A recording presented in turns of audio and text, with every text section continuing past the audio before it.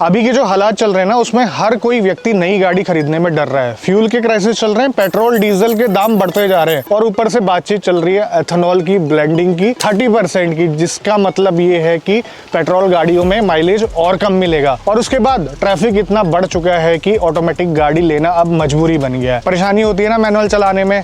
अब बात क्या है, चाहे आप डीजल ऑटोमेटिक ले लो या फिर पेट्रोल ऑटोमेटिक क्यों ना ले लो, उसका माइलेज उतना कुछ खास नहीं मिलता है। ऐसे अनसर्टेन माहौल में जब गाड़ी खरीदनी ही पड़े और ज़्यादा पैसे लगाने का मन ना हो, तो एक ऑप्शन है मेरे पास जो कि मैं कुछ दिनों से चला रहा हूँ।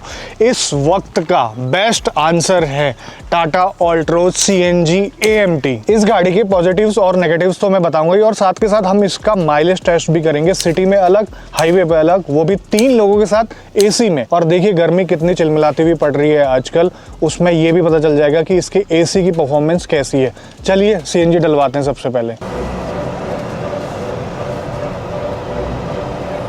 एक बात मुझे काफ़ी गलत लगी, यहाँ पर देखिए इसमें क्रूज कंट्रोल मिसिंग है, जबकि जो मैनुअल CNG है ऑल्ट्रोज की उसमें आता है। ऐसा क्यों किया? अभी देखिए गाड़ी चल रही है पेट्रोल में, मैं CNG ऑन करना चाहूँगा, नहीं हो रही है। हम इसमें भरवा रहे हैं 2 किलो CNG। तो CNG का ट्रिप हमने 0 कर दिया था CNG स्टेशन पे, अब चल चुकी है लगभग आधा किलोमीटर के आसपास। और आगे देखिए हाईवे है, यहाँ पर हम गाड़ी को चलाएंगे। सबसे पहले हम हाईवे का टेस्ट कर रहे हैं, गाड़ी को 85 के आसपास चलाएंगे हाईवे पे, फिर देखेंगे कि ख़त्म होने तक कितनी चलती है CNG।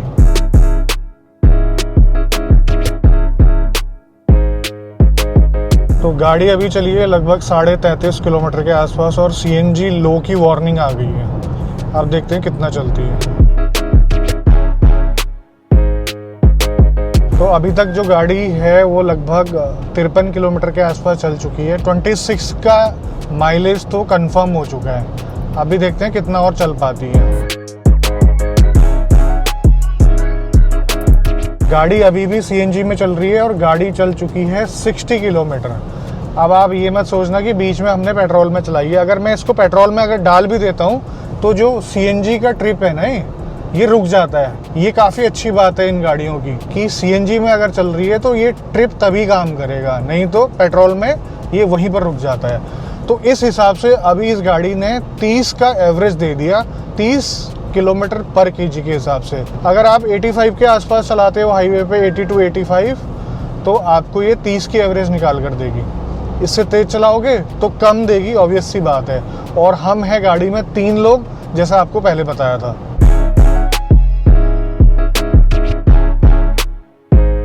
और ये गाड़ी आ गई पेट्रोल पे। 62.8 किलोमीटर गाड़ी चली है, मतलब कि 31 का एवरेज पर kg। इस गाड़ी को सिर्फ हाईवे का एडवांटेज नहीं देंगे, अब इसको हम चलाएंगे सिटी, मेन सिटी के अंदर ट्रैफिक में। और 2 kg भर लेते हैं इसमें CNG फिर से।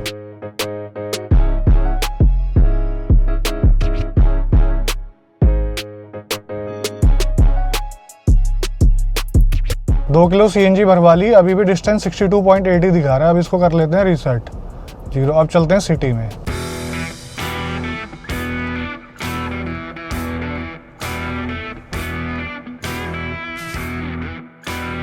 सिर्फ हम गाड़ी को चलाते नहीं जाएंगे, अभी हम रुके हुए हैं और AC चला हुआ है गाड़ी का। हम ले रहे हैं जूस। तो जब से हमने CNG भराई है, हमने गाड़ी को बंद नहीं करा है और गाड़ी लगभग 1 घंटा 7 मिनट से स्टार्ट है और चल रही है। और इतने टाइम में हमने सिर्फ 23 किलोमीटर कवर किए हैं और 19 किलोमीटर में ही CNG लो की वार्निंग आ गई। अब आप अंदाज़ा लगा सकते हैं कि आपका कितना कम्यूट होता है उस हिसाब। तो 1 घंटे 7 मिनट में 23 किलोमीटर और उस हिसाब से वार्निंग जल्दी आ गई है। अब देखते हैं कि हम कितना चलाते हैं और कितने घंटे में वो डिस्टेंस कवर करते हैं। उसके हिसाब से आपको फेयर आइडिया लग जाएगा कि आपका यूज़ केस कैसा है, आपकी रनिंग किस हिसाब से होती है, आपका जो ट्रैफिक है उसमें कितनी देर में कितना डिस्टेंस आप कवर करते हो, उस हिसाब से माइलेज आपको पता चल जाएगा। वैसे ही हमारी गाड़ी जो है कम एवरेज दे रही है और हम इतने तगड़े जाम में फंस गए हैं और 10 मिनट हमें हो चुके हैं यहाँ पे और ये जाम हिल ही नहीं रहा है। तो CNG हो गई है हमारी ख़त्म और गाड़ी हमारी चली है 34 किलोमीटर, मतलब कि 34.5 किलोमीटर। और टाइम आप देख सकते हैं 1 घंटा 41 मिनट में। और आपने जाम देखा, हमारा बम्पर टू बम्पर ट्रैफिक देखा, तो उस हिसाब से इसने 17 पॉइंट समथिंग का एवरेज दिया है। कितने टाइम पे हमने कितनी डिस्टेंस कवर करी वो आप देख लीजिए। आप लोग ये जानना चाहते होंगे सीएनजी टैंक खाली होने के बाद जब हम इसको रिफ़िल करवाते हैं तब कितनी आती है। हमने करवाया 210 का प्रेशर था और 7.74 kg गैस आई इसमें। इन दोनों माइलेज टेस्ट का जो डेटा है वो आपको स्क्रीन में दिखाई दे रहा होगा। अब बात आती है मुद्दे की, वो है कीमत। पेट्रोल मैनुअल ट्रांसमिशन से अगर आप सीएनजी में जाते हैं तो आपको 1 लाख रुपए ज़्यादा देने पड़ते हैं, और अगर आप एएमटी में जाते हैं तो 60,000 रुपये आपको ज़्यादा देने पड़ते हैं। सीएनजी आपको लेना है और एएमटी साथ में लेना है तो 60,000 रुपये आपको ज़्यादा देने हैं। तो 60,000 रुपये क्या वर्थ है? मैं ये कहूँगा कि बिल्कुल वर्थ है। अगर आपकी जो रनिंग है 60-70% सिटी में होती है ना, ये आपकी काफ़ी हेल्प करने वाला है। माइलेज के पर्पज से गाड़ी बनी है, माइलेज इसमें मिल रहा है, ठीक है, लेकिन सबसे बड़ी बात ये है कि क्या परफॉर्मेंस में कॉम्प्रोमाइज़ तो नहीं करना पड़ेगा। सीएनजी में पेट्रोल के कंपैरिजन में वैसे ही परफॉर्मेंस डाउन हो जाती है। एएमटी की वजह से क्या एक्सपीरियंस और भी ख़राब हो जाएगा? क्या परफॉर्मेंस में लैग रहेगा? तो सबसे पहले मैं आपको बात बता देता हूँ, एएमटी से ज़्यादा उम्मीद मत करें। एएमटी बना है आपके ईज़ ऑफ यूज़ के लिए, परफॉर्मेंस के लिए वो बनाया ही नहीं गया है। इस गाड़ी के साथ भी वैसा ही परफॉर्म करता है। अगर आप हार्ड एक्सेलरेशन करेंगे तब आपका एक्सपीरियंस थोड़ा सा ख़राब होगा। इसमें मिलेंगे हेड नॉट। मैं आपको करके दिखाता हूँ। मैं गाड़ी को रोकता हूँ साइड में, मोड्स वगैरह इसमें कुछ आते नहीं है, तो मैं यहीं से 0 से इसको पिक करता हूँ। आप मुझे देखना गियर शिफ्टिंग के टाइम कैसा होगा।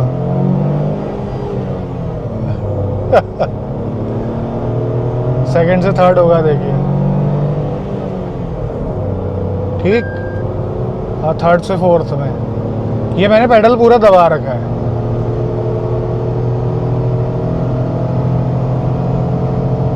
अरे तीसरे में बड़ी खींच दी इसने। सीएनजी में भी अच्छा परफॉर्म कर रही है यार, देखो। अब लगा फोर्थ।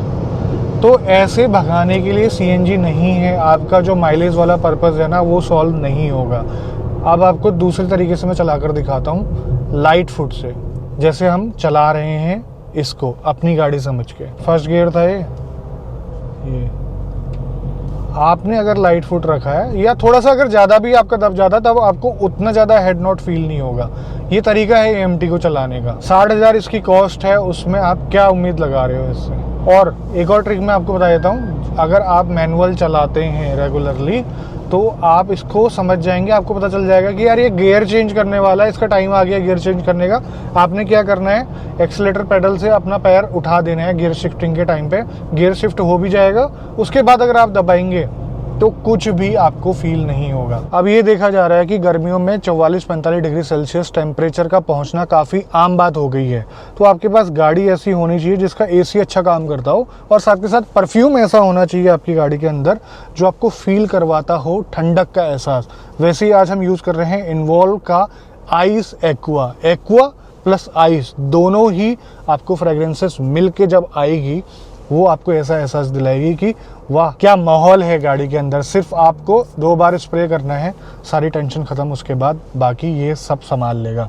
फील हो रहा है थोड़ा एसी के साथ जो ये महक है ना, थोड़ा सा अच्छा फील करवा रही है। अगर आपको भी परचेस करना है तो डिस्क्रिप्शन में मैंने लिंक दिया हुआ है, और यहाँ पर जो QR कोड है वो आ रहा है। इनके बहुत टाइप के परफ्यूम आते हैं और बहुत टाइप की फ्रेग्रेंसेस आती हैं, तो आप ट्राई जरूर करना। आज सुबह से हम 3 लोग बैठ के इस गाड़ी में चल रहे हैं, मुझे कुछ ऐसा फील नहीं हुआ, हम आराम से चला रहे हैं। अब मैं इसके यूज टू हो चुका हूँ। उससे पहले मैं 250 किलोमीटर के आसपास इसको चला चुका था अकेले, तब भी मुझे ऐसा कुछ फील नहीं हुआ था। हाँ, शुरुआत में थोड़ा सा फील हुआ, समझने में टाइम लगा, उसके बाद ठीक है। नॉर्मल केस में जैसे हम गाड़ी को यूज़ करते हैं वैसे कोई भी दिक्कत नहीं आ रही है। और एक और बात मैं आपको बता दूं, टियागो टिगोर के कंपैरिजन में सीएनजी एएमटी मुझे इसका थोड़ा सा ज़्यादा स्मूथ लगा। बट ऐसा नहीं है कि ये बिल्कुल परफेक्ट हो गया, इसमें गुंजाइश अभी भी है इम्प्रूवमेंट्स की। ये जो एएमटी वाली जो ट्रिक है ना, पेडल उठाने वाली, ये किसी भी एएमटी में काम करती है। और दूसरी ट्रिक मैं आपको बताता हूँ, ठीक है। अगर आप एएमटी से अच्छी परफॉर्मेंस चाहते हैं बिना जर्क के, ये जो है मोड, इसको आप मैनुअल कर दीजिए। फर्स्ट गियर है ये अभी, तो मैं इसको चलाता हूँ फर्स्ट से, ठीक है। मैं इसको पूरा ही पेडल दबा देता हूँ। हाई आरपीएम पर जाके मैंने इसको पेडल उठा के अब शिफ्ट कर दिया, कोई जर्क नहीं आया। पैडल उठाया, शिफ्ट कर दिया, अब पैडल दबाया, जर्क लगा, कुछ भी नहीं। फुल थ्रॉटल दिया, थ्रॉटल से पैर उठाया, अब शिफ्ट करा, फिर पैडल दिया, कुछ हुआ? ये है तरीका। इतना फास्ट नहीं होता EMT शिफ्टिंग करने में, तब जाके पावर की कंटिन्यूटी ब्रेक होती है, तब जाके हेड नोट आता है। तो यहाँ पर आप अपने तरीके से उसको एडजस्ट करते हैं। सेम चीज़ आप मैनुअल में करते हैं। मैनुअल में क्या आप एक्सीलेटर पेडल को दबाए दबाए गियर शिफ्ट कर देते हैं? नहीं ना। तो सेम चीज़ वही है ये मैनुअल ट्रांसमिशन ही, बस इसे एक रोबोट चला रहा है। तो overall day to day life में इस गाड़ी के साथ जिया जा सकता है। अगर आपके ये यूज केस में फिट हो जाती है तो आपको ये छोटे मोटे कॉम्प्रोमाइज कुछ खास बड़े लगेंगे नहीं, आप उसमें काम चला लोगे। मुझे इस गाड़ी के 3 मोटे मोटे फायदे लगे। सबसे बड़ा फायदा ये है कि आज की तारीख में आप इसको अगर लेते हैं, फ्यूचर में इथेनॉल के ब्लेंड बढ़ भी जाते हैं तो आपको कुछ ज़्यादा नुकसान नहीं होगा, आपको माइलेज से कोई फर्क नहीं पड़ेगा।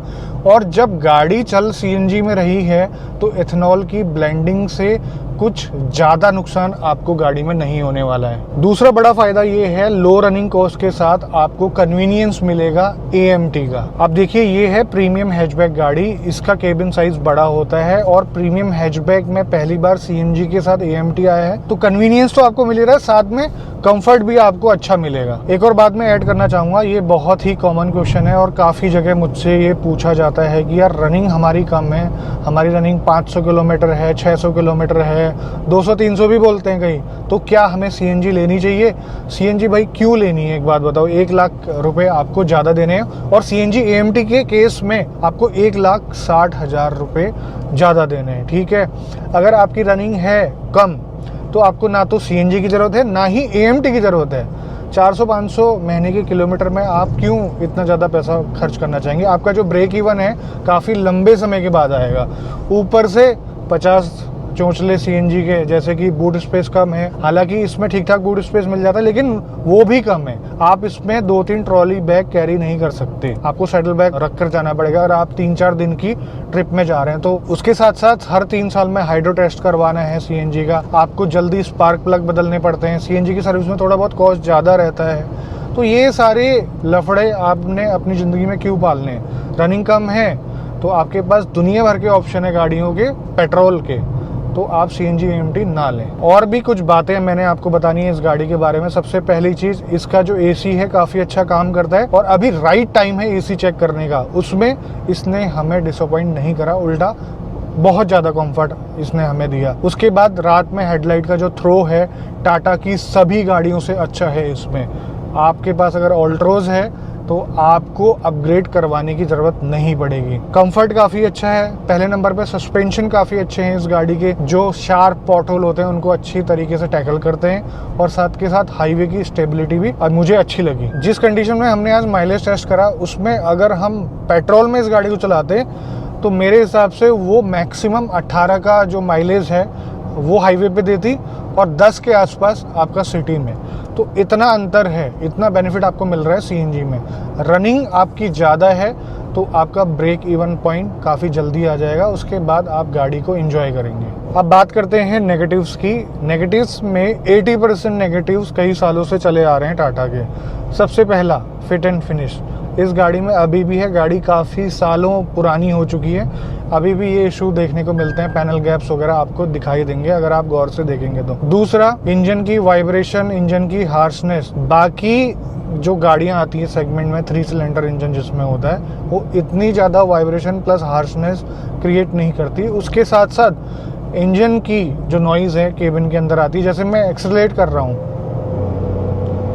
ये ज़रूरत से ज़्यादा साउंड है। सेगमेंट में इतनी नॉइज़ आपको नहीं सुनाई देगी। परफॉर्मेंस एक बार के लिए मैं कह सकता हूँ ठीक है, अच्छी है, लेकिन थोड़ा सा नॉइज़ रहती है। और जैसे मैं 90 क्रॉस किया मैंने, विंड नॉइज़ मुझे आने लगी। स्लो स्पीड में या आप कह सकते हैं 60-70 में तो आपको बहुत प्रीमियम एहसास होगा, आपको फील नहीं होगा, लेकिन उसके बाद इसमें नॉइज़ अचानक से बढ़ जाती है, तो इसमें थोड़ा सा ध्यान देना चाहिए था।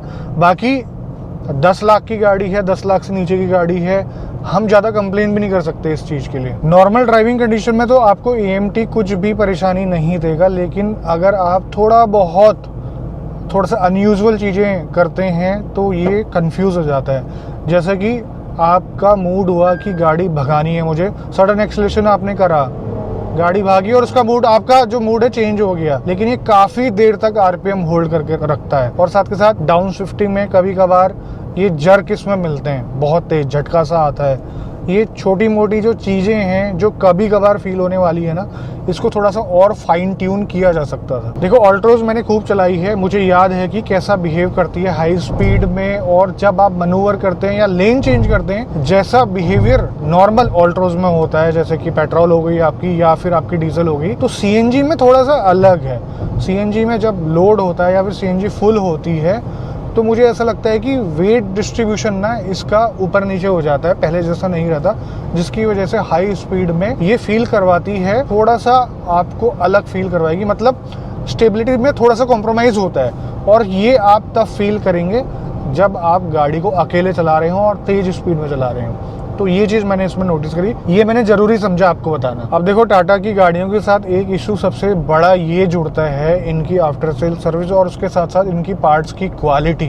देखो गाड़ियाँ ब्रेक डाउन होना, गाड़ियों में इशू आना, ये काफ़ी कॉमन बातें हो चुकी हैं। ऐसा नहीं है कि ओनर खुश नहीं है, काफ़ी ओनर्स ऐसे हैं जो बिना प्रॉब्लम के अपनी गाड़ी को चला रहे हैं और लाखों किलोमीटर चला चुके हैं। लेकिन ये जो इश्यूज आते हैं, ये जो निगल्स आते हैं ना, इनको कम करना पड़ेगा टाटा ने, और आफ्टर सेल सर्विस में सुधार करने की ज़रूरत है, और साथ के साथ क्वालिटी में भी काफ़ी कंट्रोल करने की ज़रूरत है। नहीं तो आने वाले टाइम पे इनको बहुत बड़ा खामियाजा भुगतना पड़ सकता है। ठीक है, बाकी इस गाड़ी के बारे में सारी डिटेल्स आपको पता चल गई हैं, और कितना ये माइलेज निकाल रही है, कैसी ये चल रही है, कैसा ये फील करवा रही है, सारी बातें आपके सामने हैं। और इसका जो यूज़ केस है वो आप अच्छी तरीके से समझ गए होंगे। तो आज की वीडियो में बस इतना ही, मिलते हैं बहुत जल्द आपसे एक नई वीडियो में। तब तक के लिए बाय बाय, ख्याल रखिए अपना।